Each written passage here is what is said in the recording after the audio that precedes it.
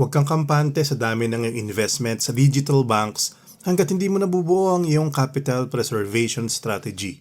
Sa mundo ng wealth management, ang iyong control sa yaman ay pwedeng maglagay sa panganib dahil sa systemic risk o digital vulnerability, ang tinatawag nating hacking sa modernong panahon.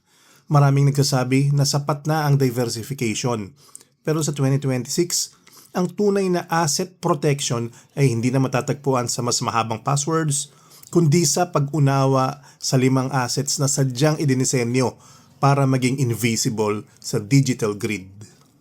Ang video na to ay para sa kaalaman lamang, hindi personal na payong pinansyal. Affiliate products in the shelf below. Para sa ating mga Pilipino at mga OFWs na nagpapatakbo ng financial strategy mula sa Dubai, Singapore o Europe, ang ating cellphone ang nagsisilbing lifeline. Ngunit kailangan tanggapin ang katotohanan. Ang bawat app na gamit natin ay may tinatawag na counterparty risk. Sa bilis ng transition ng Pilipinas sa isang cashless society, mas lumalawak ang attack surface kung saan ang iyong pinaghirapan ay pwedeng ma-freeze o malagay sa alanganin ng walang pasabi. Ang wealth strategy sa bagong panahon ay hindi lang tungkol sa pagpapalago. Ito ay tungkol sa pag-secure ng iyong capital preservation. Ang bawat remittance na ipinapadala mo ay bunga ng sakripisyo.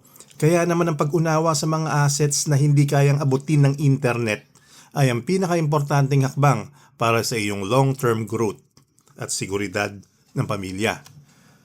Ang problema ay hindi yung kawalan ng ingat, kundi ang pagdepende natin sa isang centralized system. Kapag lahat ng iyong assets ay mula sa savings account hanggang sa equity portfolio ay nakaling sa iyong digital identity, gumagawa ka ng isang single point of failure.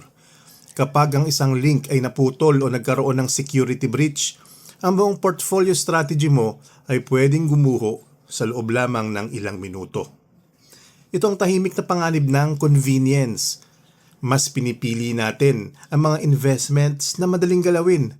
Pero nakakalimutan natin na ang yaman na madaling i-access para sa atin ay madali ring matarget para sa mga cyber vulnerabilities.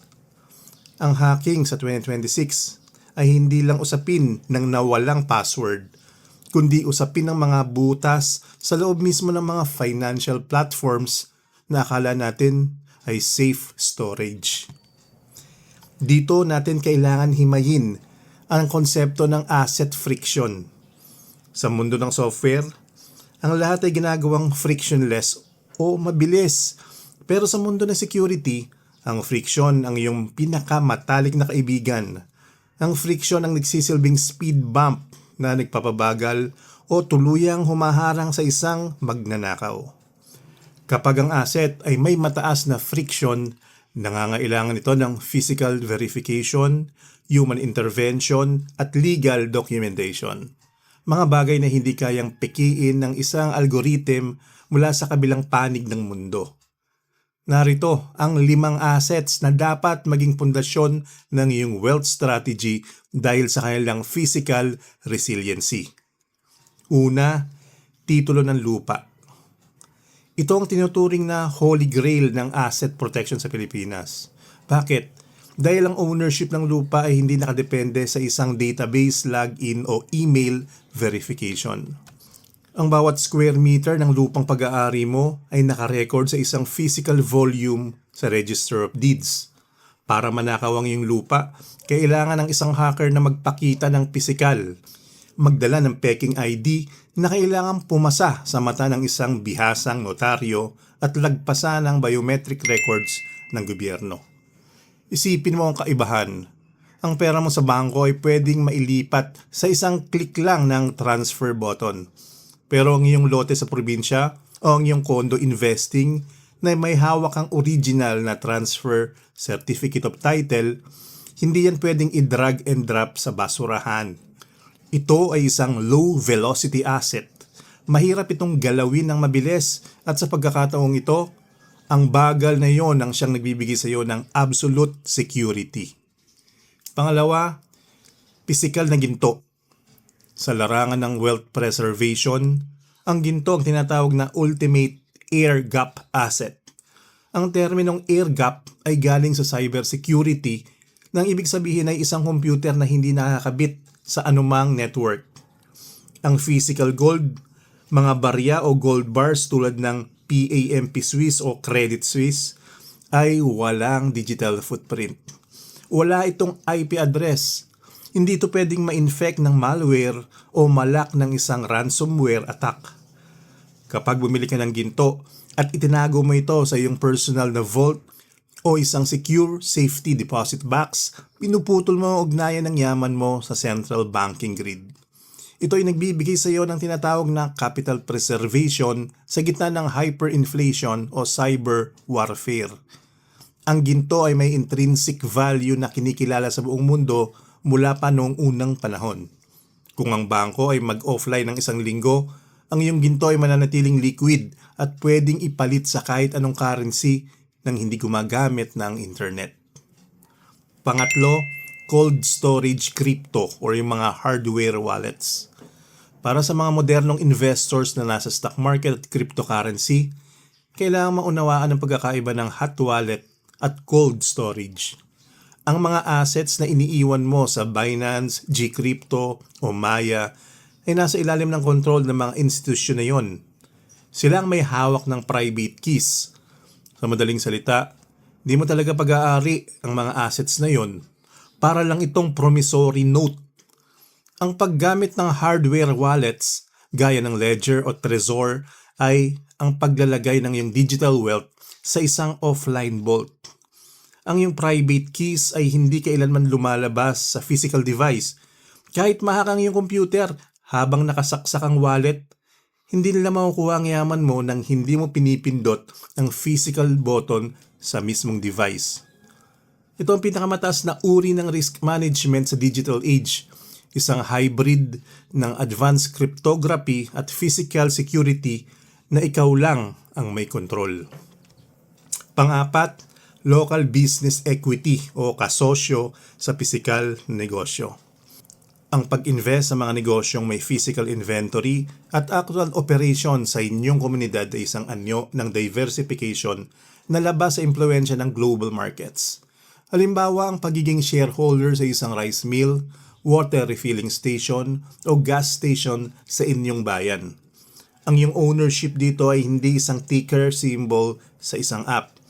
Ito ay isang notarized na shareholders agreement o partnership deed. Ang cash flow na nakukuha mo rito ay galing sa pagbebenta ng bigas, tubig o krudo, mga bagay na kailangan ng tao anuman na mangyari sa cyberspace. Ang yaman na ito ay unhackable dahil ang registry ng mga owners ay nasa loob ng physical folder ng kumpanya at nakafile sa SEC o DTI.